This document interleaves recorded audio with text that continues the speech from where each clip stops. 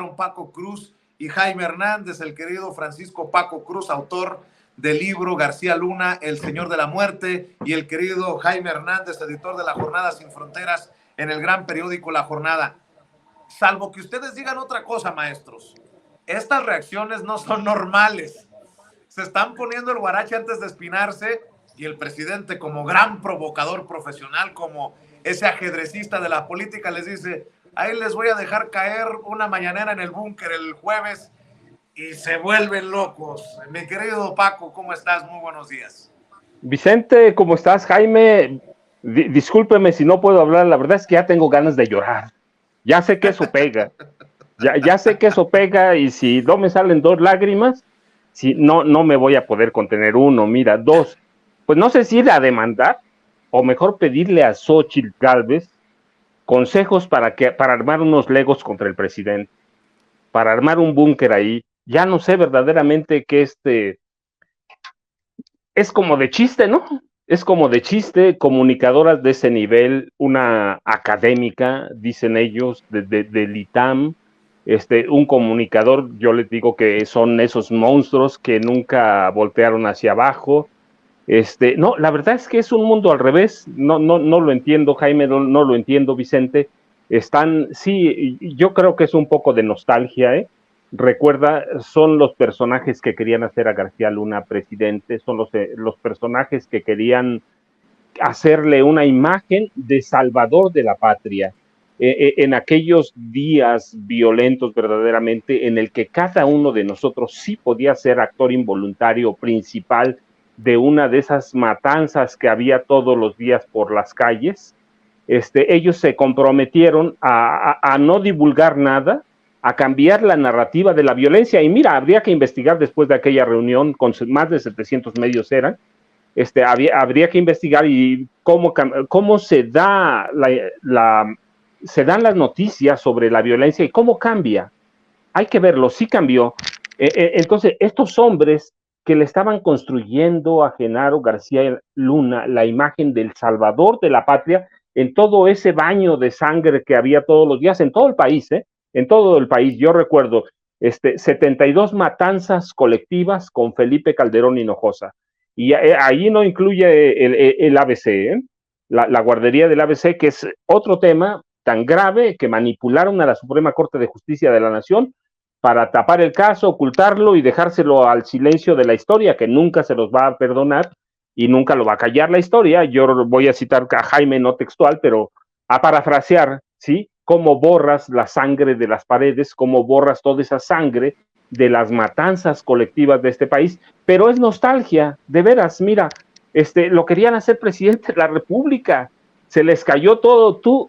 Imaginen ustedes que verdaderamente García Luna hubiera sido candidato presidencial contra Peña. No, pero le hubieran golpeado Peña, se la hubieran quitado, lo hubieran aplastado, pero no les pegó el programa. Recuerden, 120 millones pagó Televisa, lo supervisó Alejandra Sota, que era la coordinadora de comunicación social de la presidencia, era la mujer de confianza del presidente.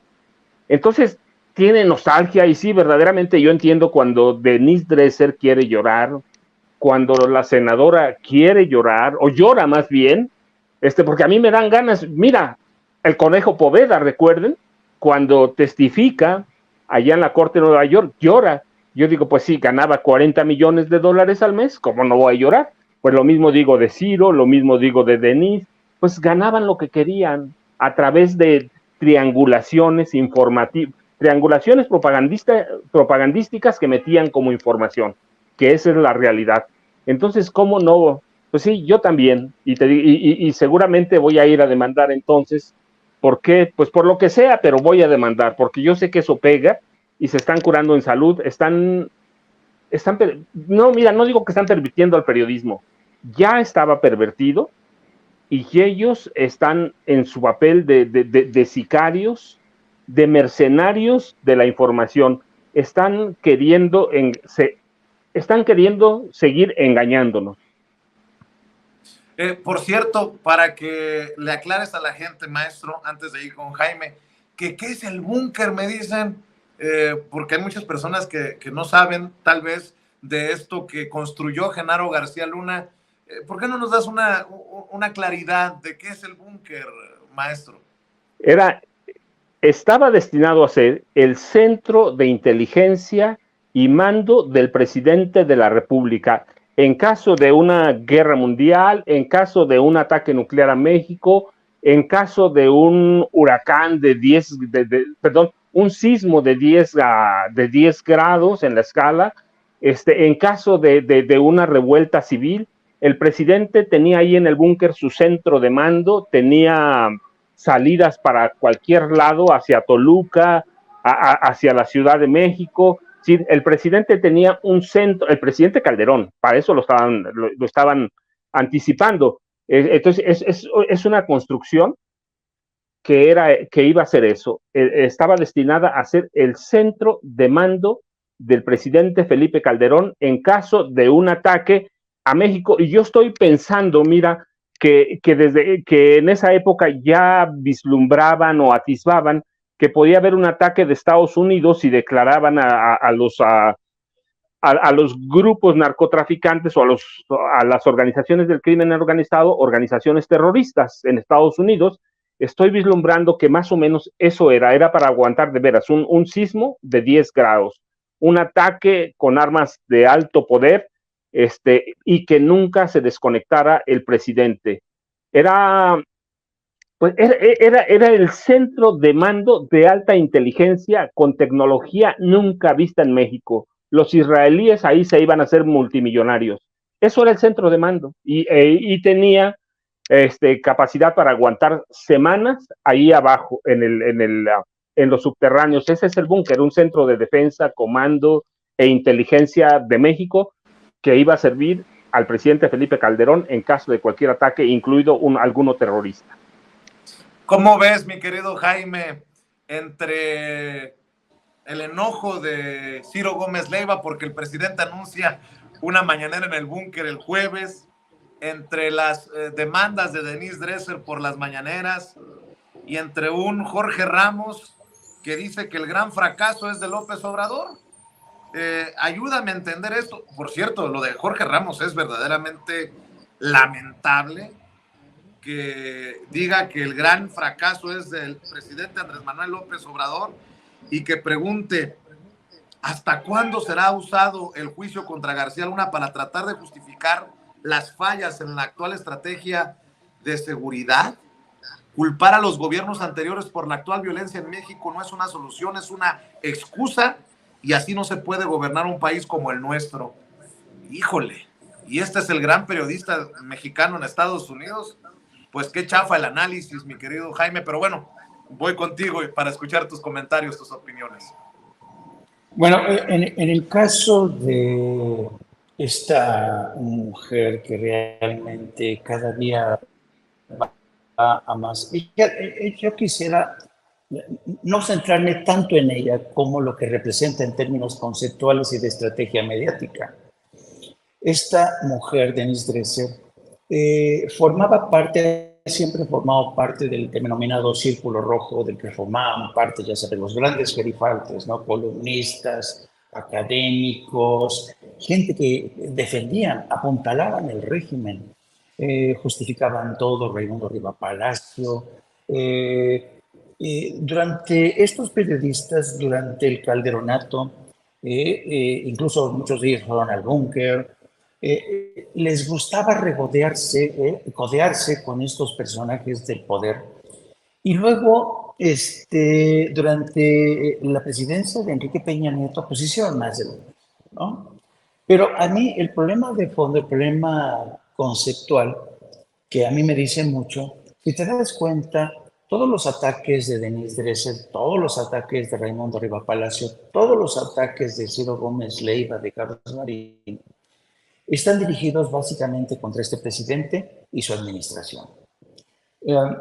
Y eso es lo que caracteriza a la prensa de derecha. La prensa de derecha siempre va a servir para apuntalar en tiempos de gobierno, cuando les toca estar en el gobierno, y cuando están en la oposición les toca convertirse en punta de lanza. ¿Qué nos diferencia a los periodistas de derecha de los periodistas de izquierda? A los periodistas de izquierda nos jode, nos pudre el tema de la desigualdad social. A los periodistas de izquierda nos molesta mucho tener una injusticia que no tiene nada de justicia, ¿no? Que está vinculada a poderes del corruptos, de las grandes corporaciones, partidos políticos, narcopolíticos. Pues eso no nos incomoda mucho a la gente de izquierda. Pero a la gente de derecha, como Denise Dresser, como Ciro Gómez Leiva, les molesta mucho que toquen a quienes los convirtieron en las grandes figuras. Trátese de Genaro García Luna, trátese de Calderón. A ellos les importa poco el tema de la desigualdad. A ellos les importa más defender un feudo como el aparato de justicia con la señora Norma Piña. Todo esto, toda esta gente van a defender esto. Y si acaso existe algún tipo de ataque que se pueda confundir con algo de izquierda, por ejemplo, el caso de Denise Dresser, que se metía consecutivamente con Carlos Slim, era porque Carlos Slim representaba a otro jefe que competía con otros intereses, ¿no? Y ahí sí se metía Denise Dresser, ¿no? Denise Dresser, yo no sé si se han dado cuenta que periodistas como Denise Dresser, ¿cómo se llama este payaso que sale con Ciro Gómez Leiva en las noches? David Páramo. David Páramo, el que era, todos estos personajes tienen una palabra que suelen utilizar mucho cuando se refieren a ti, cuando están en medio de un debate. Dicen, mira, el día de mañana, cuando seas relevante, podemos discutir. Y esa palabra, ser relevante, tiene que ver con la relevancia que ellos adquirieron cuando les iba bien con el poder. Entonces, para ellos, relevancia significa ser importantes, que su opinión se tome en cuenta. Pero eso era antes. Ahora no. ¿Por qué? Porque ahora se la pasan defendiendo o los intereses de sus patrones, de sus aliados, o defenderse ellos de los insultos de que les llegan, de las presiones que les llegan desde presidencia, cuando ya sabemos que el presidente ha inaugurado, y qué bueno que lo ha hecho, estas mañaneras en donde por fin las cosas se dicen como se tienen que decir. Ya basta de subterfugios, ya basta de eufemismos, ¿no? Antes los presidentes se quedaban callando, no actuaban, no utilizaban una mañana para responder a ataques, no, pero te mandaban, te grababan, te espiaban, te encarcelaban, te torturaban. Y Andrés Manuel López, a ver, ¿qué prefieren? ¿Que un presidente como López Obrador le responda desde la mañanera? ¿O que los espíe, los grabe, los torture y los encierre como ocurrió bajo la presidencia de Felipe Calderón? Es una pregunta muy sencilla, ¿no? Y además me llama mucho la atención el descaro de esta mujer, de Denise Dresser, de cerrar su columna, dice, en palabras de Isabel Allende, temo el poder con impunidad, temo el abuso de poder y el poder de abusar. Como si esa frase de Isabel Allende se pudiera trasladar al presente que estamos viviendo hoy. Pues esta señora Dresser realmente toma frases cuando le conviene. Son como de esas mujeres que cortan frases y las pegan como postis en sus refrigeradores de su casa, ¿no? Cuando no tienen ni el contexto en que Isabel Allende pronunció estas palabras y las utilizan para cuando a ellas les sirve y les funciona, ¿no? Entonces, estos medios de la derecha, pues yo creo que no se han percatado que en el fondo la gente ya se percató que ellos lo que están haciendo es servir a sus propios intereses, a los intereses de sus patrones, a los intereses de sus aliados, pero no a los intereses de esa mayoría jodida que en el 18 dijo, háganse un lado porque ni ustedes ni el poder político han podido cumplirnos. Estos señores que lanzaban loas al neoliberalismo, le lanzaban, ¿cómo se llama Leonardo, el que tiene este programa en Televisa que le declaró al presidente que él era neoliberal?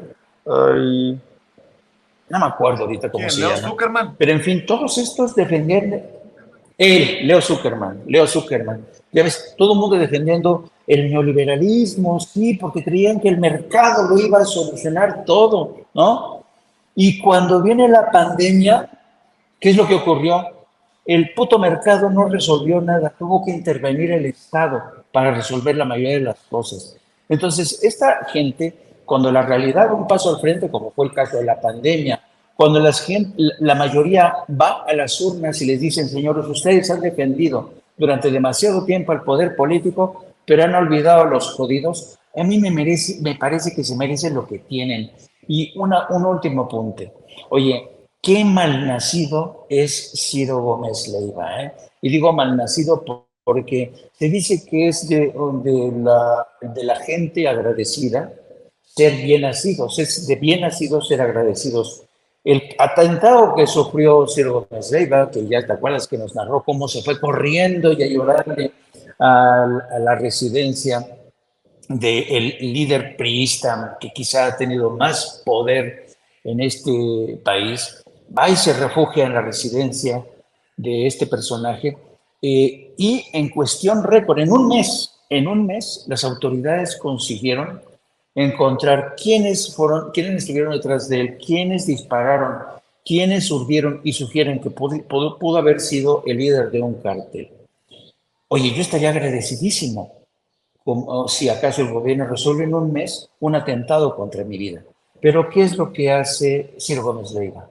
Se suma a esta campaña de denostación contra el gobierno de Andrés Manuel López Obrador, porque, como dirían los del PAN, si se meten con uno de nosotros nos vamos a defender y vamos a unir fuerzas. Son patéticos, querido Vicente, querido Paco.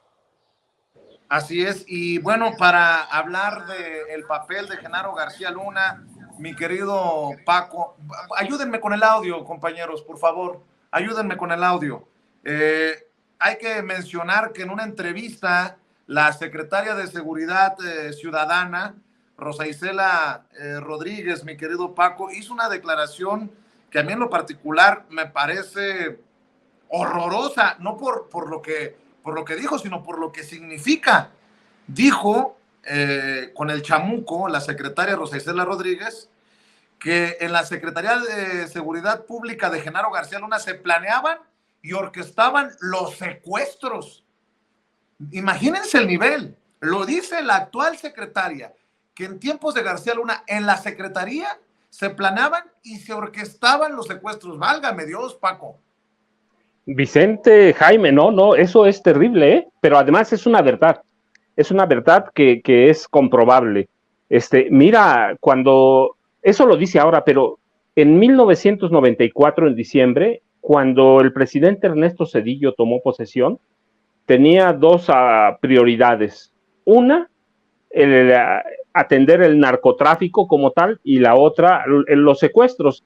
Lo primero que hizo fue, ¿recuerdas? Presentar una iniciativa de ley para renovar el Poder Judicial Federal, es decir, votar a la Suprema Corte de Justicia de la Nación, lo que vota, porque era una corte salinista la que le heredaban, y renueva la corte y entonces se enfoca en dos cosas. El primero, el narcotráfico, sin conocer el problema, sin saber cómo venía, sin entender nada, toma una decisión que viene a ser crucial para este país. Saca de los cuerpos élite del ejército, saca al equipo Z para combatir al narcotráfico. ¿Y sabes cuándo regresan los Zetas al cuartel? Nunca. Así que le da nacimiento a los Zetas por ignorancia, eso fue. Por ignorancia, por irresponsabilidad, porque su familia, la familia de su esposa, estaba involucrada también en el narcotráfico, hay que decirlo.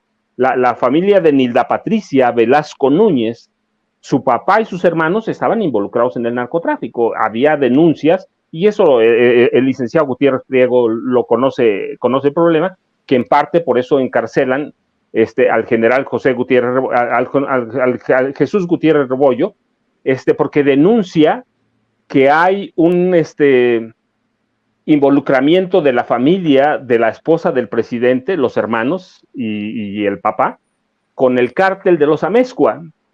que era el cártel que movía más anfetaminas en este país. Sí, de ahí viene, y bueno, podemos hacer un seguimiento, pero finalmente llegar ahí al fentanilo y al mencho. Fíjate, lo que es así, podemos reconstruir la historia y vamos a llegar al mencho, pero llegamos a la familia de Zedillo y él, una irresponsabilidad o en un intento por ayudar al cártel de su esposa, saca al equipo Z del ejército, lo mete a combatir el narcotráfico, pero no lo combaten. En realidad lo que hacen es que se quedan, y ya sabes que se crea con Zedillo, finalmente, bueno, en el proceso, se crea uno de los cárteles más sanguinarios, más crueles y más violentos que ha tenido este país, que es el de los Zetas. Y el otro punto que tenía era atender los secuestros. Había quejas de la comunidad española de que tenían secuestros de alto impacto y que ellos eran las víctimas. Entonces, Zedillo lo que hace es hacer una consulta mala, pero la hace. Y le dicen, señor, pues aquí tenemos a Genaro García Luna, que es un especialista en estos temas, inteligencia, contrainteligencia, seguridad nacional. Le ayudó al presidente Carlos Salinas de Gortari a resolver lo de Chiapas y nunca dijo nada y se escondió los expedientes y solamente él sabe qué pasó allá. Es un hombre discreto, así que podemos contar con él. Y la banda, ¿recuerdas? La banda que más tenía presencia era la de Daniel Arismendi López, el Mocha Orejas. Y en 95 se conforma un grupo élite encabezado por Genaro García Luna. Genaro García Luna en realidad no combate al Mocha Orejas, lo combate un comandante del Estado de México que se llamaba, ya se murió, Alberto Pliego Fuentes, y después de casi 3 años, el comandante Pliego Fuentes detiene al Mocha Orejas y lo entrega vivo, no lo mató. Pero Genaro García Luna en esos 3 años aprendió cómo operaban las bandas de los secuestradores, y a partir de entonces él organiza todas las bandas de secuestradores en este país, que tenemos el caso más conocido, ya lo saben, el secuestro de Florence Cassés, y el segundo, que no lo mencionamos, pero me gusta hablar de eso porque lo conozco a fondo, la banda que secuestró a Rubén Omar Romano, el director técnico de Cruz Azul en ese momento, y que era una estrella de fútbol, y que le sirve para encubrir el asesinato del secretario de Seguridad Pública en el gobierno de Fox, Ramón Martín Huerta. Entonces él se encarga a partir del 95, 96 de crear todas las bandas de secuestradores que hay en este país, y por eso es lo que dice la secretaria de Seguridad Ciudadana, Rosa Isela, es terrible. Adentro del gobierno, primero de la AFI y luego de la Secretaría de Seguridad Pública, operaban las bandas del narcotráfico, así como algunos de los allegados a Genaro García Luna negociaban con un cártel o con otro, o Luis Cárdenas Palomino se convertía en el hombre que orquestaba muchas cosas, o Linda Cristina Pereira Gálvez, que se vuelve clave para el lavado de dinero. Lo cerramos al rato. Las hermanas de Genaro García Luna, que no se pueden quedar ahí porque una de ellas manejaba la policía cibernética, Esperancita. Entonces, pero bueno, desde ahí empiezan a controlar a las bandas de secuestradores. Entonces es toda una madeja de complicidades que se crea en la AFI y se sigue a la Secretaría de Seguridad Pública e iban a despachar y despachaban en aquel famoso búnker. Tú ves, todo tiene relación. Entonces sí, claro, es terrible la declaración, pero Genaro García Luna, además de controlar al crimen organizado a través de los cárteles, que después se hacen mafia, controla también a las bandas de secuestradores que hay en este país y empieza a negociar, recuerden, con la comunidad judía. Y por eso sale a relucir en el juicio allá en Nueva York, en la corte, la comunidad judía, porque él se acerca a la comunidad judía para negociar con los presuntos o supuestos gobernadores, secuestradores. Así que negocian con los secuestradores, que en realidad era la Secretaría de Seguridad Pública, obtienen rescates y se los quedan, y es todo dinero limpio. Es un negocio redondo, el negocio del crimen.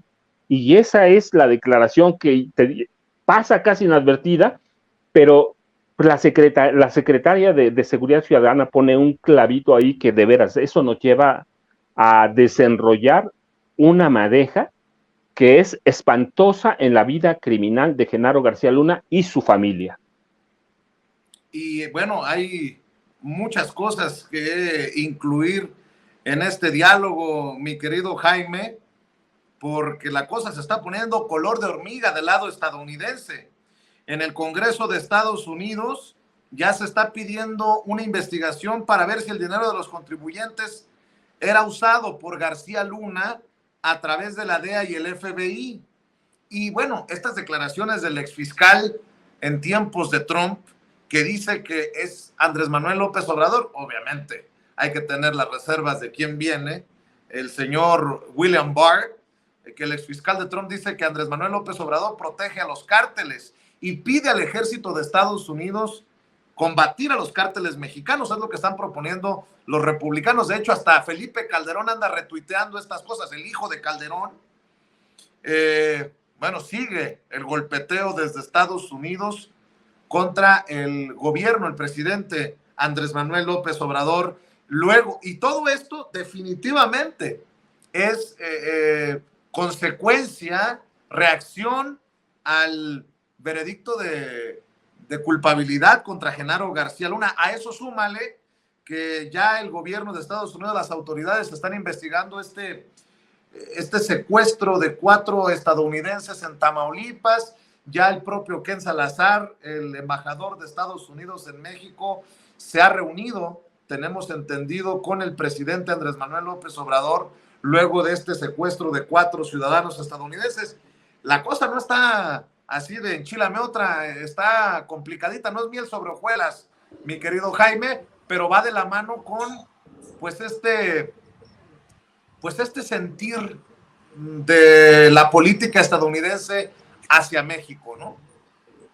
Sí, fíjate, ahora que estaban hablando el presidente, me llamó mucho la respuesta, me llamó la atención el presidente de la República cuando dijo que evidentemente estas declaraciones, tanto de Barr como de algunos congresistas, especialmente de Texas, tienen que ver con politiquería. Y tiene toda la razón del mundo. Mira, en el caso de William Barr, mira, para que no sepa, William Barr ha sido uno de los fiscales más corruptos, más desafiados y peor informados en lo que tiene que ver con México.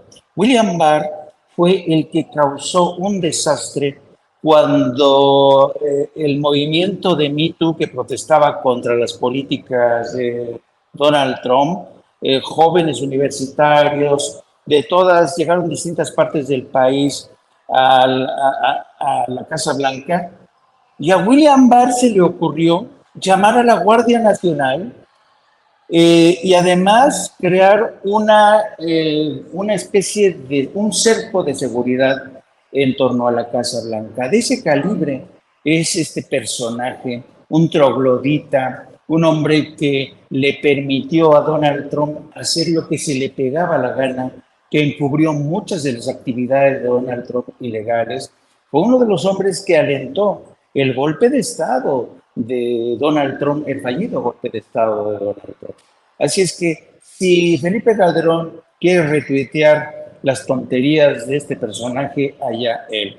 Pero mira, vámonos a la cuestión de fondo que tiene que ver con esta renovada indignación de algunos congresistas y senadores de Estados Unidos para que el ejército de Estados Unidos intervenga en México con operaciones para terminar la denominación de organizaciones terroristas, la designación del fentanilo como arma de destrucción masiva. Mira, esto no es la primera vez, ¿eh? Este llamado a la intervención de México se produce de forma cíclica. Por ejemplo, cuando estaba Felipe Calderón como presidente de la República, se creó este espantajo, este fantasma que decía que había organizaciones terroristas que se estaban asociando con los cárteles de la droga. Y de hecho Felipe Calderón ha presumido que él consiguió detener, capturar a un terrorista que pertenecía a los cuerpos de operación en ultramar de las guardias rojas iraníes, de las guardias iraníes, y entonces para que buscaba aliarse con el cártel de los Zetas para atentar contra el embajador de Arabia Saudita en Washington. Bueno, no, fue una noticia, imagínate, 2 meses. Carteles mexicanos se asocian con terroristas iraníes para matar al embajador. Y eso lo presumió Felipe Calderón. Dijo, mi gobierno detuvo a un terrorista que estaba aliándose con los cárteles de la droga. Y sabes que después de la investigación que se hizo, se descubrió que el supuesto terrorista era un ciudadano de origen estadounidense y quien había tramado todo eran agentes de la DEA que se hicieron pasar por agentes de los Zetas. O sea que al final el del día el Departamento de Estado tuvo que rectificar y reconocer que México estaba haciendo todo lo posible para evitar que los terroristas se aliaran con los cárteles de la droga. En muchas ocasiones ha habido estos intentos de tratar de establecer este vínculo entre los cárteles de la droga mexicanos y los grupos terroristas. Bueno, pero yo me acuerdo mucho de una intervención que para mí ha sido una de las más lúcidas en el año de 2011 de un congresista demócrata por California. Ya se retiró, pero me acuerdo que tuvo una intervención fabulosa en el 2011 cuando los republicanos insistían en que tendría que considerarse terroristas a los cárteles de la droga, tenía que hacerse algo al respecto porque ya no era posible seguir de esta guisa. Bueno, ¿sabes lo que les respondió ese discurso de Howard Berman? Les dijo, señores, ya basta de estar construyendo fantasmas, ya basta de estar inventándose fantasmas, por favor. Ya, ustedes cada vez, y son los republicanos los que curiosamente se inventan estos fantasmas para impulsar una política intervencionista de Estados Unidos en México. Así es que henos aquí, una vez más, por parte de políticos republicanos del estado de Texas, que precisamente muchos de ellos impulsaron, junto con congresistas mexicanos y el gobierno de Peña Nieto, la famosa reforma energética. Ellos lo impulsaron. Y por eso ahora están, dale que te pego, con el tema de la amenaza terrorista contra Estados Unidos y están pidiendo que intervengan. Entonces, yo creo que el presidente ha hecho muy bien en presentar esto en un contexto de golpeteo electoral y además tiene que hacer de lado esta reacción tan histérica de medios de comunicación mexicanos. Yo veía la primera plana del Excelsior de hoy diciendo, no, sí, piden intervenir en México, con los mismos alegatos que hace más de 11 o 12 años, querido Vicente. Así es, y bueno, tú ves después de este juicio contra Genaro García Luna que vaya a pasar algo del lado estadounidense, mi querido Paco, o es pura faramaya, porque esto de que en el Congreso están pidiendo una investigación si hubo dineros que se utilizaron en tiempos de García Luna, la DEA, el FBI, todo esto, más allá del ruido del que nos está analizando Jaime, por precisamente querer denominar como grupos terroristas a los cárteles mexicanos. Esto para mí es lo que podría abrir la puerta a algo interesante, ¿no? Pero bueno, dame tu opinión, Paco. Vicente, Jaime, no, mira, yo no creo que vaya a pasar más porque es, como dice Jaime, es cíclico, pero además el presidente Andrés Manuel López Obrador ha sido inteligente en lidiar con ese tema.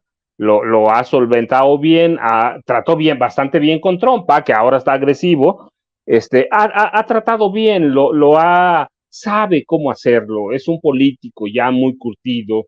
Hay quienes no le auguraban, recuerdan cuando empezó cero en política exterior, la verdad es que ha resultado un zorro también, ha resultado un personaje que sabe moverse, que ha estudiado. Entonces yo no creo que mira, sobre lo del dinero, eso es otra cosa, pero esa es una pelea interna en Estados Unidos. Si Genaro García Luna, si la DEA o algunas otras corporaciones de Estados Unidos usaron dinero del gobierno mexicano para otras cosas, eso sí le interesa a Estados Unidos. Porque recuerda, pues pues cada quien quiere su parte del botín, cada quien quiere, cada dependencia necesita tener lo suyo, así que allá sí puede haber un problema por eso, por el dinero de Genaro García Luna. ¿Lo van a encontrar? Ya lo están encontrando y se lo van a encontrar. Entonces lo que están anticipándose allá es saber a dónde está. Si se usó ese dinero, si lo usó la DEA, ¿para qué lo usó? Si lo usó el FBI, ¿para qué lo usó? Si lo usó el Departamento de Inmigración o el Servicio de Inmigración, ¿para qué lo usó? No, el dinero es otra cosa. Ese sí lo van a pelear, pero no el que le van a quitar, se lo van a quitar a Genaro. Eso no me queda ninguna duda. Son dueños del sistema bancario internacional, conocen cómo funciona y cómo opera. Ellos operan los paraísos de lavado de dinero, los paraísos fiscales. Lo que es interesante es a quién se le va a quedar ese dinero. Y si prospera la demanda de México, bueno, pues le va a tocar, hagamos bien, le va a tocar una parte a México. Quién sabe si le va a tocar, pero digamos, le va a tocar una parte. Pero y la parte que se queda, ¿a quién se le va a quedar? Entonces ellos van a pelear eso, te digo, no en el sentido si se la van a quitar o no, sino a dónde está, si se usó y por qué no se repartió bien. Entonces, eso sí. Lo otro, verdaderamente, los periodistas tienen que hacer un ejercicio de narrativa histórico y van a encontrar esas acusaciones y van a encontrar todo, sobre todo cuando ya se acerca una época electoral en Estados Unidos. Y bueno, pues y también en México, así que hay que tratar de influir sobre Calderón. Bueno, pues mira, es un chiste, verdaderamente es un chiste, es un criminal, no lo han juzgado, pero la historia también se puede encargar de juzgar. Ya juzgamos a Gustavo Díaz Ordaz, es un asesino. Ya juzgamos a Luis Echeverría Álvarez. Bueno, pues la historia también tiene que encargarse de juzgar a Felipe Calderón en algunos delitos. Es un criminal, Hay delitos de guerra, hay delitos de lesa humanidad que se pueden documentar bien. Hay una demanda en la Corte Penal Internacional allá en Europa. Entonces, ese es otro tema. Pues Felipe está tratando de llevar agua a su molino, ya no sabe lo que está diciendo, verdaderamente no sabe. Yo creo que ya está a nivel de Vicente Fox Quesada. Están tratando de pescar algo, ya se les acabó el tiempo, ya se les acabó el poder, y verdaderamente a Felipe se le acabó con todas las ambiciones que tenía de llevar a su esposa a la presidencia, o en su caso a personajes que, como Francisco Javier García Cabeza de Vaca. Es un poquito más de política interna, pero yo dudo que a estas alturas, y así como está la situación, Felipe tenga alguna salida decorosa. Es un tipo que es culpable por lo que sea, por omisión, por complicidad y por delitos que se cometieron en su administración, porque dilapidó más de 400 millones de dólares que entraron de petróleo y deuda externa. Entonces, está tratando de llevar agua a su molino, la va a llevar. Está perdida la oposición, pero pues le están haciendo su lucha. Y en Estados Unidos, no, yo creo que nomás, en cuanto pasen algunas cosas, esto hasta dentro de 3 o 4 años, otra vez, ¿sí? Vamos a ver si los cárteles mexicanos se catalogan como terroristas para intervenir en México. Que ganas no le faltan, ¿eh? Hay algunos republicanos, algunos demócratas, que ciertamente sí tienen ganas, pero siempre van a tener ganas. Así es. Y para cerrar, Jaime, no vayan a salirnos con que a Chuchita la bolsearon los gringos, ¿no? Porque está camarón. Estoy viendo cómo están pidiendo esta investigación para ver si el dinero de los contribuyentes estadounidenses no fue usado por García Luna a través de la DEA y el FBI, y en este esfuerzo no nos quieran decir, bueno, pues de los 700 y cacho millones de dólares que están pidiendo, nos vamos a quedar con tanto. Y es que estoy leyendo esta investigación de Keegan Hamilton para Vice News. Dice: una de las herramientas más sólidas que la defensa legal de Genaro García Luna buscó utilizar para desestimar las acusaciones en contra de su representado fueron unas fotografías en las que se le observó al exsecretario de Seguridad Pública al lado de personalidades de alto renombre de la política estadounidense, desde el expresidente Barack Obama, su secretaria de Estado Hillary Clinton y hasta el exdirector del FBI Robert Mueller. o altos mandos de la CIA como Leon Edward Panetta y Michael Morell sostuvieron encuentros con el exdirector de la Agencia Federal de Investigación, la AFI, e incluso elogiaron e inflaron su figura como el superpolicía de México. Y es por eso que empieza a tomar fuerza que en el Congreso de Estados Unidos, en donde los republicanos se han unido para exigir respuestas sobre cómo el policía de mayor rango en México pudo asociarse con la DEA y el FBI al mismo tiempo que colaboraba con el cártel de Sinaloa en el tráfico de aproximadamente 103,000 libras de cocaína. Te digo, mi querido Jaime, a ver si no nos quieren aplicar esa de Cachuchita la bolsearon, pero ojalá que la boca se me haga chicharrón, dicen.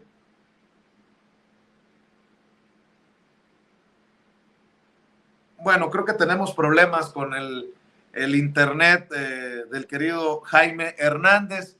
¿Con qué cerrarías, mi querido Paco?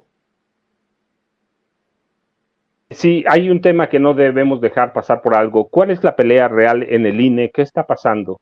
Sí, bueno, sí, los salarios y el derroche, el dispendio, sí, pero no. Están peleando una estructura burocrática. Es decir, en el INE hay dos estructuras de poder. El Consejo General del INE, sí, y el Consejo Ejecutivo, la Junta Ejecutiva, que encabezaba Edmundo Jacobo Molina.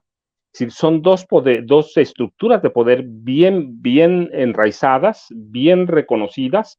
La Junta General Ejecutiva que manejaban Edmundo Jacobo Molina y Lorenzo Córdoba, que nada tiene que ver con el Consejo General del INE, sino con toda la estructura burocrática y con las famosas soples, ¿sí? Las famosas soples, o los órganos del Instituto Electoral en cada estado, y que se prestan no solo para el manejo del dinero burocrático, que son miles de millones que consumen tanto como los partidos, no, que se presta porque desde allí se pueden coordinar fraudes electorales, se pueden desviar recursos, se puede conocer el estado real de cada entidad en cuestiones electorales, y eso le da ventaja al PRI. Entonces, eso es lo que están peleando, pero ese es un organismo, la Junta Ejecutiva, que siempre la ha controlado el PRI.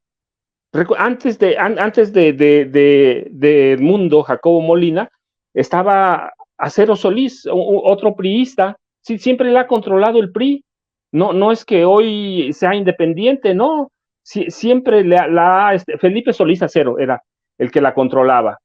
Pero cuando sale, Woldenberg encamina a su pupilo, Edmundo Jacobo Molina. Entonces lo que están peleando es el poder de poder decidir la dirección electoral en los estados, que es un organismo burocrático gigantesco y que es el que recibe gran parte de los dineros o del dinero del poder ejecutivo a través de los presupuestos.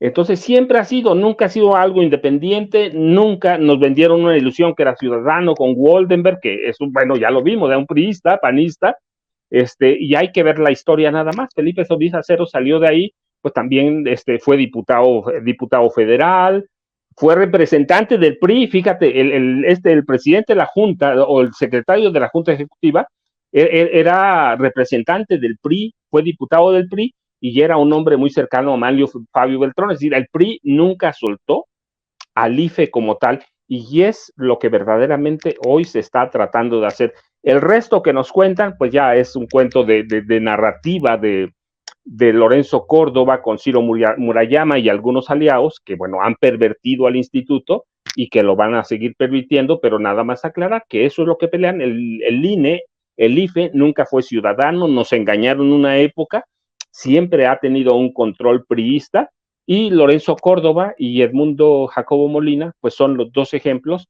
y eso es lo que van a disputar ahora. Yo espero también que la Suprema Corte de Justicia de la Nación pues termine dando la razón a lo que es, a quien es, como es, pero la verdad es que a mí sí, mira, después de todas las decisiones que han tomado a partir de que llegó la ministra, yo le digo Norma Peña Castillejos, a partir de ella se puede esperar eso y más de la Corte. Así que es lo que pelean. Con eso yo cerraría, Vicente, y despidiéndome de ti, de Jaime, que espero que se reanude su sistema de internet. Y yo, ya saben, @ Paco Cruz Jiménez en Twitter, Francisco Cruz Jiménez en Facebook. Vicente. Pues como siempre, agradecido, maestro, por entrarle a la mesa de diálogo aquí en Sin Censura. Te mando un abrazo y quedamos pendientes. Sí, seguro. Sí, sí. Oye, Paco, por cierto, que vas a tener una presentación del libro en la Ciudad de México, digo, ya hasta me froté las manos, me saboreó esta posibilidad. Vas a estar el miércoles 15, o sea, sería el próximo miércoles, no este, sino el de la próxima semana, acá en la Ciudad de México, ¿no? Sí, mira, vamos a estar a las 19 horas. Fernanda Tapia es mi amiga, ellos coordinaron esa presentación con Planeta, y me avisaron hoy en la mañana, el 15 tenemos una presentación en la librería del Fondo de Cultura Económica, que está en Miguel Ángel de Quevedo, casi con Universidad. Así que a las 7 de la noche, Vicente, muchas gracias. Mira, ya se me había olvidado por la emoción de la información. Pues ahí está la posibilidad de que vean la presentación con Fernanda Tapia y el maestro Paco Cruz de García Luna, El Señor de la Muerte, en el Fondo de Cultura Económica Octavio Paz, en la avenida Miguel Ángel de Quevedo. El número es 115, en la alcaldía Álvaro Obregón. Así que ahí nos vemos, no este miércoles, el de la próxima semana, y ahí le vamos a apoyar al maestro Paco Cruz. Por lo pronto, Paco, te mando un abrazo, pues, y que pases excelente tarde. Gracias, igual. Gracias. Bueno, déjenme ver y escuchar las mentiras de hoy de Ricky Riquín Canallín. No para de mentir. Ricardo Canalla, que debería, en lugar de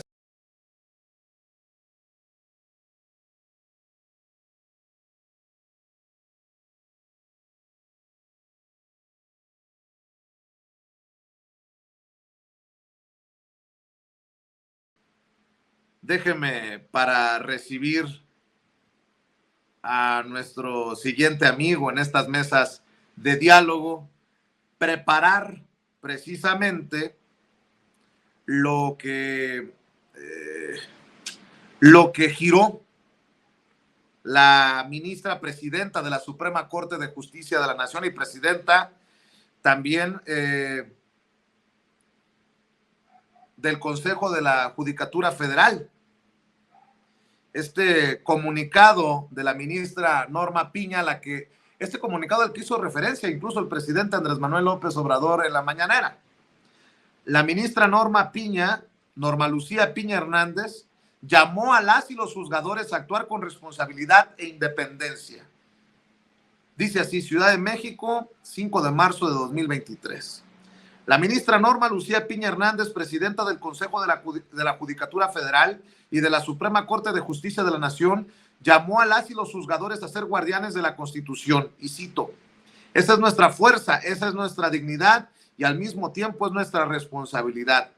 Durante el encuentro con juezas y jueces y magistradas y magistrados que se encuentran en el edificio sede de San Lázaro en la Ciudad de México, la ministra Piña Hernández les recordó que en su actuar independiente y responsable radica la dignidad del Poder Judicial de la Federación. En su mensaje a las y los juzgadores, reconoció que no son tiempos fáciles en ninguna parte del mundo, pero dijo, si actuamos con responsabilidad, con prudencia de juzgadores, sin que se confunda con cobardía, todos saldremos adelante. La ministra presidenta mencionó que como juzgadores se tiene una doble responsabilidad. Primero con la familia, porque lo que hacemos como figuras públicas repercute en ella, y la segunda con el Poder Judicial de la Federación, porque al estar en el foco de atención, lo que haga uno repercute en todos, de ahí que los exhortó a actuar en unidad. Y yo quiero insistir en esta parte, que hay que actuar, dice ella, con responsabilidad, con prudencia de juzgadores, sin que se confunda con cobardía. Y para hablar precisamente de este y otros temas, pues hay que preguntarle a quien es un apasionado de los temas de justicia, los temas constitucionales. Saludo con mucho gusto al doctor Isaac de Paz González, jurista, constitucionalista y miembro de esta familia Sin Censura. Doctor, ¿cómo estás? Muy buenos días. Muy buen día a todo tu auditorio, Vicente, a todo el público de Sin Censura. Excelente día. Y mañana por acá en Baja California.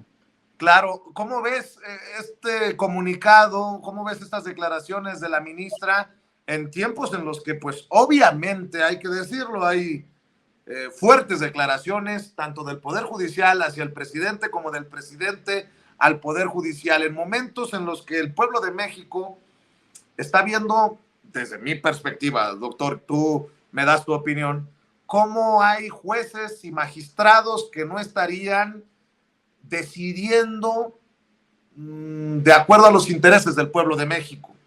Y lo digo por casos como el de Rosario Robles, como el del descongelamiento de cuentas de Luis Cárdenas Palomino y de la esposa de García Luna. En fin, creo que hay muchos ejemplos. Doctor, escuchamos tu opinión.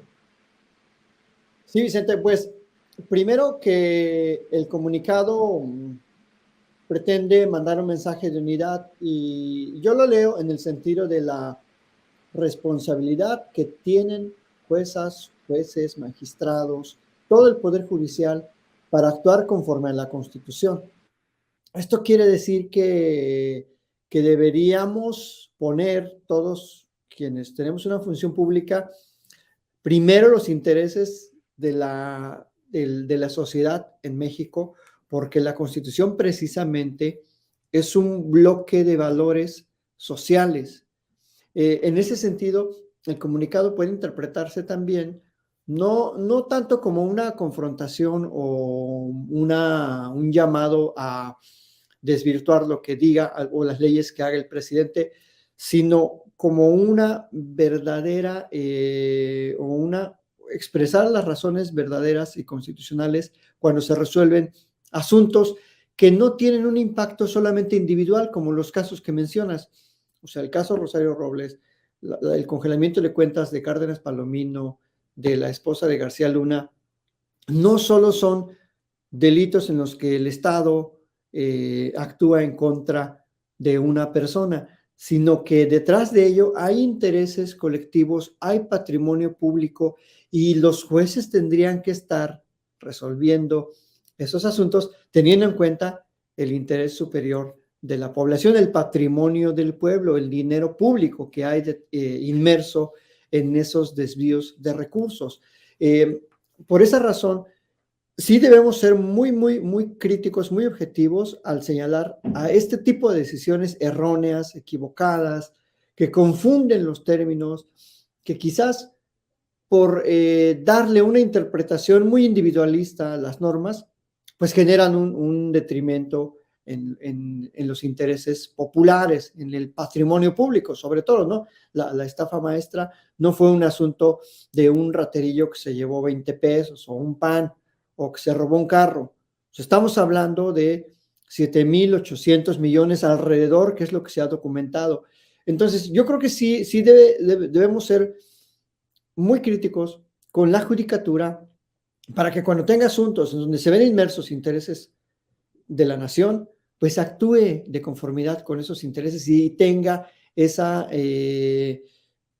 altura de miras constitucional que se requiere para ese tipo de problemas. No son problemas sencillos, pero por eso mismo son funcionarios muy preparados, muy bien pagados, son los mejores pagados de este país, como para que no salgan con esas pifias jurídicas, con esas pifias jurisdiccionales que dan un mensaje muy negativo, dan un mensaje de pesimismo hacia la judicatura y como un poco como dice la ministra, lo que hace uno repercute en ese mal sabor de boca que dejan esas resoluciones, Vicente. Entonces, yo creo que sí, también puede ser interpretado el comunicado como una llamada de atención a los jueces de actuar con prudencia y con responsabilidad constitucional. Yo no lo quisiera interpretar tanto en el sentido de que es una confrontación o un llamado a derribar el plan B, porque eso ni le corresponde a los jueces ordinarios del Poder Judicial de la Federación y esa reforma, ese análisis lo va a tener precisamente la Suprema Corte. Y ahí, pues cada ministro y cada ministra va a votar conforme a su estudio constitucional, conforme a su conciencia constitucional quiera votar. Entonces, no es que sea, desde mi punto de vista y conociendo la judicatura, un llamado a derriben todo, sino actúen con prudencia, actúen con responsabilidad constitucional, porque eso es lo que queremos, eso es lo que le demandamos. Y afortunadamente, esas resoluciones que mencionaste, Vicente, y que todos lastimosamente hemos escuchado en los medios, todavía pueden ser impugnadas, no son sentencias definitivas, no son resoluciones que ya causen estado, o sea, todavía se pueden derribar, todavía se pueden revocar, en una segunda instancia. Pero sí dejan un mal sabor de boca, y yo creo que en ese sentido también la ministra está consciente que los errores de esos asuntos van a estar impactando muy negativamente a toda la judicatura. Eso es lo que podría mencionar, Vicente, hasta ahora. Doctor, hay una gran situación que llega a la Suprema Corte de Justicia de la Nación, y también quiero escuchar tu opinión. El plan B de reforma electoral. Hay una gran campaña para que estos personajes como Lorenzo Córdoba, Ciro Murayama, los que ganan más que el presidente, no pierdan sus privilegios. De hecho, el presidente ha dicho que sí enviará una propuesta para que nadie gane más que él y no existan privilegios, pero ahora en la Suprema Corte de Justicia de la Nación podría definirse el futuro de este plan B electoral, que lo mismo hace más fácil el voto de los mexicanos desde el extranjero, como mete en cintura al Instituto Nacional Electoral para que no nos cueste tanto la democracia, que no nos cueste tanto hacer elecciones en nuestro país. ¿Qué piensas de esto? Y pues, ¿hacia dónde apunta? Bueno, fue una reforma, y todos sabemos, quienes la hemos leído, es una reforma meramente burocrática, administrativa, de operatividad.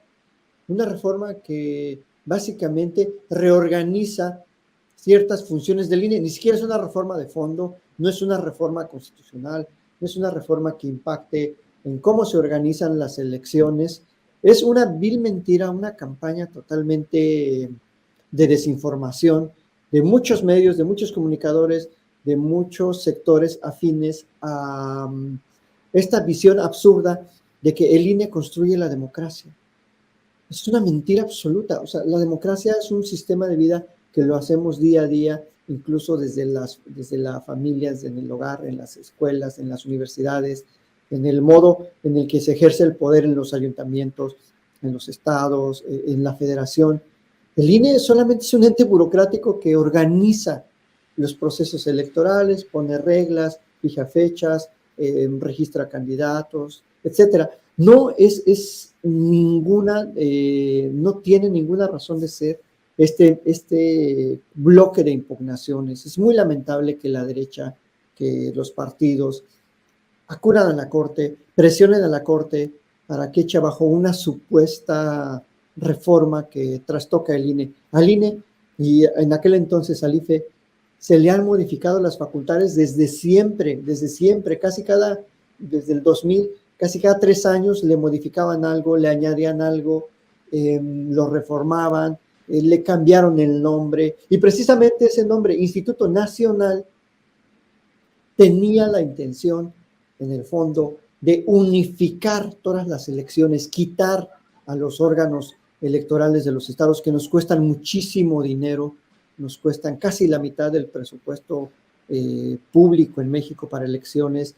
Tenía la intención también de unificar la jurisdicción electoral, es decir, los tribunales electorales de los estados, que también gastan muchísimo dinero, y que, como dijo el presidente, puso el ejemplo de las juntas distritales, que hay 5 vocales, que no se requieren 5, se requieren solo 3, que no están trabajando los 3 años, porque pues claro que las elecciones son cada 3 años.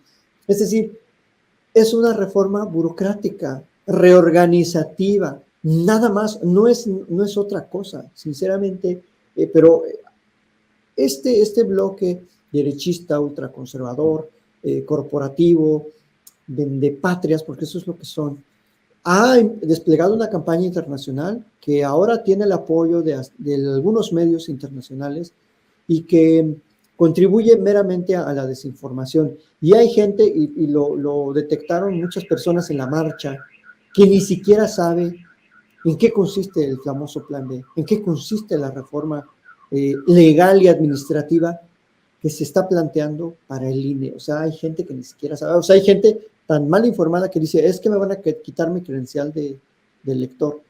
Entonces, esa serie de mentiras sí tenemos que derribarlas, sí tenemos que aclarar que es una reforma meramente reorganizativa que trata de hacer más eficiente el ejercicio del presupuesto público y quitarle dinero a actividades que no merecen la pena, que gaste el INE en esas actividades, como paquetería, mensajería. Bueno, tienen hasta maquillistas en el INE.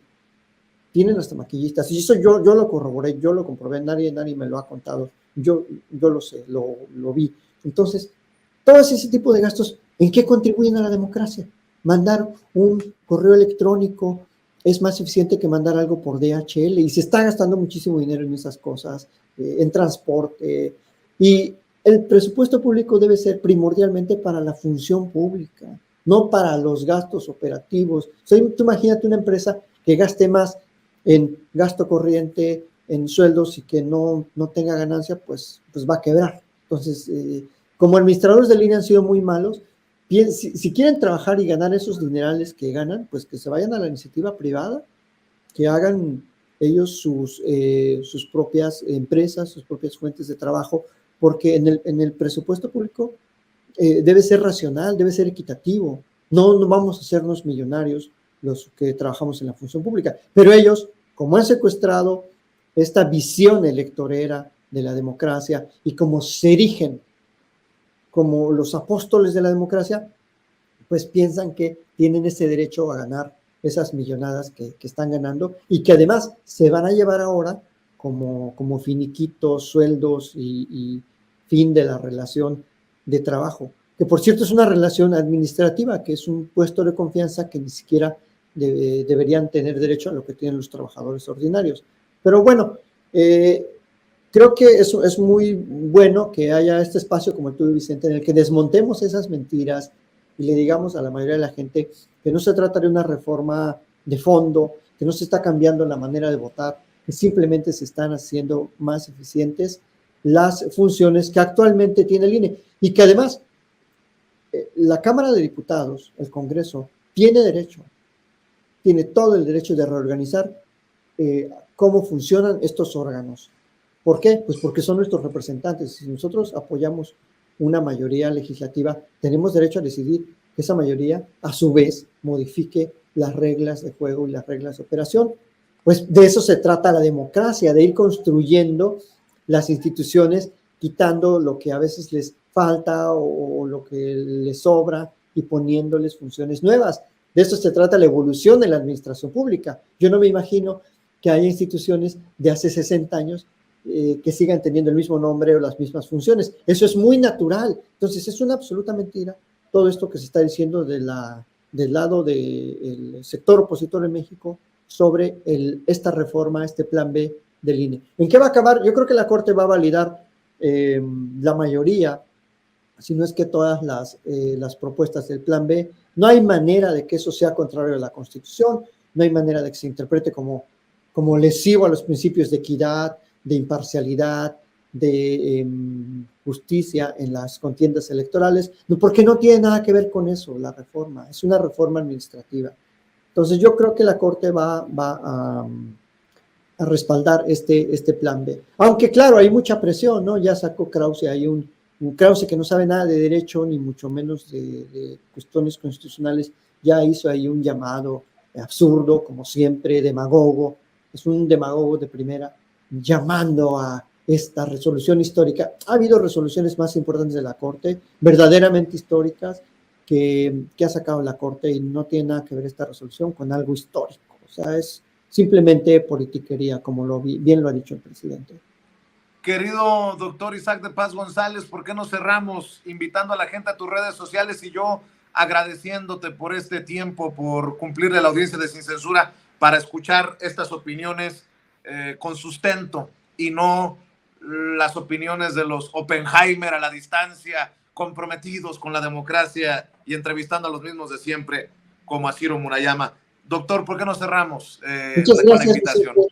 Muchas gracias, sí, los invito a que me sigan en Twitter, en @Isaac de Paz con Z, y en mi canal de YouTube, Isaac de Paz González. Y muchísimas gracias, y luego hablaremos de ese farsante llamado Alejandro, creo que Oppenheimer, Andrés.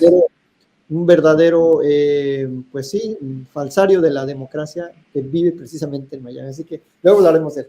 Pues muchas gracias, Vicente. Que tengas un excelente día también a la audiencia. Gracias, doctor. El doctor Isaac de Paz González hablando con nosotros sin censura. Y bueno, antes de entrar a la... Estás escuchando Sin Censura con Vicente Serrano. ¿Sabía usted que hay abogados que le explican sus opciones antes de que usted pague un centavo? Visite las oficinas de Asociados de México, donde bajo la asesoría de la abogada Lourdes Monteagudo se evaluarán sus inquietudes y se determinará de la manera más rápida y económica de resolver sus asuntos migratorios, divorcios, todo tipo de accidentes, tráfico y otras inquietudes que le quitan el sueño. En español, en familia y completamente gratis. Llame para una cita al 773-847-6465 o visítelos en el 1837 al oeste de la Cermak Road en Chicago. Mamá, muchas gracias por el carro que tú y papá me ayudaron a comprar. Ya mero le va a tocar su primer servicio. De nada, hija. A tu papá y a mí nos interesa tu seguridad. Y hablando del servicio de tu carro, deberías de llevarlo a Tecnicentro Automotriz, en la calle 26. ¿A la 26? Tú más que nadie sabes lo que papá sufrió al llevar su carro con mecánicos que se dicen ser de la raza. Yo estoy pensando llevarlo al dealer. Mija, ¿cómo crees que solucionó tu papá los problemas con los mecánicos? En ese taller siguen dándole mantenimiento a nuestros carros. Soy tu mamá y no te daría un mal consejo. Tienes razón, mamá. ¿Y dónde está Tecnicentro Automotriz o a dónde les llamo? Mira, ellos están en el 3017 al oeste de la calle 26. Les puedes llamar al 773-579-0118 o imprime sus cupones y ofertas en tecnicentroauto.com. Y no se te olvide darle un like en Facebook. Estás escuchando Sin Censura, las noticias como son. Amigos, amigas, dicen que amor con amor se paga, y si usted va a contratar servicios de cable e internet, le recomiendo los paquetes especiales para la audiencia de censura que ofrece nuestra amiga Dolly. Mire, tiene cable con más de 200 canales e internet Wi-Fi de alta velocidad por solo $99 al mes. Y usted, ojo, tiene que pedir los regalos para que nos dé todos los detalles. Vamos con Dolly en vivo y en directo. Querida Dolly, ¿cómo estás? Muy buenas tardes. Muy buenas tardes, mi querido Vicente, y aquí estamos con las ofertas, las promociones, los descuentos y los grandes especiales con nuestro servicio de cable e internet por tan solo $99 mensuales. Deportes, novelas, películas y una gran programación para usted y todos en casita. Porque si usted tiene Dish o tiene DirecTV y paga más, ojo, paga más de $99 al mes por los dos servicios, no por uno, por los dos, el combo cable e internet, $99 al mes, está botando su dinero. Llámeme rapidito y de volada. 773-522-7777. 773-522-7777. Porque le traigo la mejor y la más variada programación. Sí, señor, a usted que le gustan los deportes, la Copa América, la Copa España, la CONCACAF, todas esas las tenemos, la Liga Europea. Nosotros la tenemos y se la vamos a colocar completamente gratis, tomando nuestro servicio de cable e internet por tan solo $99 al mes. No, que no califica, que no le colocan el plato, la señal ni la antena, que no le dejan poner una antenita en el techo. Ni se preocupe, ni se angustie, que con este nuevo programa yo le puedo instalar hasta 5 televisores, todo por el mismo precio. $99 al mes por cable e internet ilimitado. 773-522-7777. 773-522-7777. Y ahora, hasta que se acabe el año de corrido, vamos, una tarjeta de $100. Tome su servicio de cable o internet y llámeme rapidito y de volada y no olvide pedir su tarjeta de regalo. 773-522-7777. 773-522-7777. Con nosotros todos califican. Oferta especial para Illinois, Texas y California, pero instalamos en cualquier parte de la Unión Americana. Llámeme ya. 773-522-7777. Programa especial para todos estos consentidos de la tercera edad. Pidan su descuento y para los estudiantes también. 773-522-7777. 7777. Llámenme ya. Y no olvides, 3 meses de canales de películas completamente gratis. HBO, Showtime, Cinemas y Star. ¿Dónde nos escuchaste? En Sin Censura. Levanta el teléfono, llámanos rapidito y de volada para darte la oferta de $99 por cable a internet o el internet solito por tan solo $45 al mes. Y si para ti lo más importante es la seguridad, tenemos cámaras de seguridad. Llámame ya. 773-522 7777 522 7777. Adelante, mi querido Vicente. Gracias, mi querida Dolly. No se le olvide mencionar que nos ve y nos escucha en Sin Censura con Vicente Serrano y que se mochen con los regalos por aprovechar uno de estos paquetes de cable e internet con nuestra querida Dolly. Sin Censura con Vicente Serrano. Son bienvenidos a sus zapaterías lindas aquí de la 26, la mejor zapatería en Chicago. Ya saben dónde estamos localizados, en el 3236 al oeste de la calle 26 en Chicago, una cuadra al oeste al Arco de la Villita o una cuadra al oeste de la calle Ketzi. Ahorita para el verano la mercancía que tenemos es una súper surtido, todo tipo de sandalias casuales, de vestir. Ahorita para las graduaciones tenemos la mejor selección de tacones, desde medianitos de 1 pulgada, 2 pulgadas, 3 pulgadas, tenemos delgaditos, tenemos medianos, tenemos anchos que están súper popular el taconcito de 2 pulgadas ancho. Por ejemplo, para mostrarles algo de lo más nuevo que hemos tenido aquí de la marca Clark para damas, ya sea una muchacha joven, su mamá, su hermana, e inclusive acá tenemos también esta otra que es súper acolchonada. Este tiene un colchón, como es conocida la marca Clark, por eso se venden tanto, para todas las muchachas jóvenes y mujeres jóvenes. Esta otra también que les ha encantado en diferentes colores. Este lo estoy mostrando uno nada más para que vean. Y aparte de eso también tenemos como esta otra para nuestras abuelitas, para nuestras mamás, una sandalia Clark, viene en blanco, viene en negro, y es fácil de ponerse porque tiene su correa de velcro. Y así tenemos muchas otras. Esta es una pequeña muestra nada más. Aquí tenemos esta sandalia, ha sido una de las ganadoras. Hemos vendido cartones y cartones ya en el último mes que nos llegó. Hay diferentes colores, desde blanco, negro, beige. Una selección magnífica de niñas también de este tipo de sandalias. Les llamamos Fashion Sandals. Y prácticamente somos los únicos en la calle 26 que les garantizo que si ustedes vienen y buscan otro lugar, yo les garantizo que les puedo hasta regalar los zapatos si encuentran lo mismo o mejor selección en otra parte.